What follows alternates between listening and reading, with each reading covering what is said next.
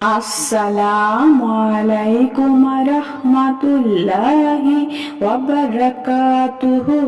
সুপ্রিয় সম্মানিত দর্শক শ্রোতা, আশা করি মহান রব্বুল আলামিনের দয়ায় ও রহমতে আপনারা সকলেই ভালো আছেন।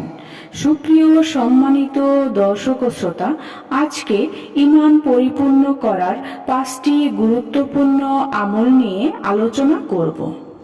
হযরত আবু হুরায়রা রাদিয়াল্লাহু তাআলা আনহু থেকে বর্ণিত, তিনি একবার রাসূলুল্লাহ সাল্লাল্লাহু আলাইহি ওয়াসাল্লামকে বললেন, এমন কেউ আছে কি যে এ বিষয়গুলো আমল করবে অথবা কমপক্ষে অন্য আমলকারীকে বলে দিবে? আমি বললাম, ইয়া রাসূলুল্লাহ সাল্লাল্লাহু আলাইহি ওয়াসাল্লাম, আমি উপস্থিত আছি। অতঃপর তিনি আমার হাত ধরে এই 5টি বিষয় বর্ণনা করলেন। নম্বর 1, যে হারাম বিষয়াদি থেকে দূরে থাকে সে শ্রেষ্ঠ ইবাদতকারী বান্দাদের মধ্যে গণ্য হবে। নম্বর 2, আল্লাহ তাআলা তোমার তাকদীরে যা লিখে দিয়েছেন তাতে সন্তুষ্ট থাকো, এতে করে তুমি আল্লাহ পাকের প্রিয় বান্দাদের মধ্যে অন্তর্ভুক্ত হয়ে যাবে। নম্বর 3, তোমার প্রতিবেশীদের সাথে সদ্য ব্যবহার করো, এতে তুমি মুমিন হয়ে যাবে।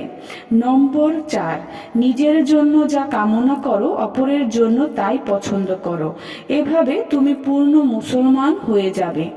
নম্বর 5, কখনো অট্ট হাসিতে ফেটে পড়ো না, কেননা অট্ট হাসি অন্তরকে মৃত্যু করে দেয়। মুসনাদে আহমদ তিরমিজি, তরজুমানুস সুন্নাহ। সুপ্রিয় সম্মানিত দর্শক ও শ্রোতা, ঈমানের এই 5টি গুরুত্বপূর্ণ আমল আশা করব আপনারা সবাই লক্ষ্য করে ঈমানের প্রতি আগ্রহ করে করবেন এবং এই আমলগুলো নিয়ে জীবন ধারণ করবেন। সুপ্রিয় সম্মানিত দর্শক ও শ্রোতা, আশা করি ভিডিওটি ভালো লেগেছে। ভিডিওটি যদি ভালো লেগে থাকে অবশ্যই চ্যানেলটি সাবস্ক্রাইব করবেন, লাইক করবেন, কমেন্ট করবেন এবং বেশি করে শেয়ার করে দিবেন। সবাই ভালো থাকবেন। আল্লাহ হাফেজ।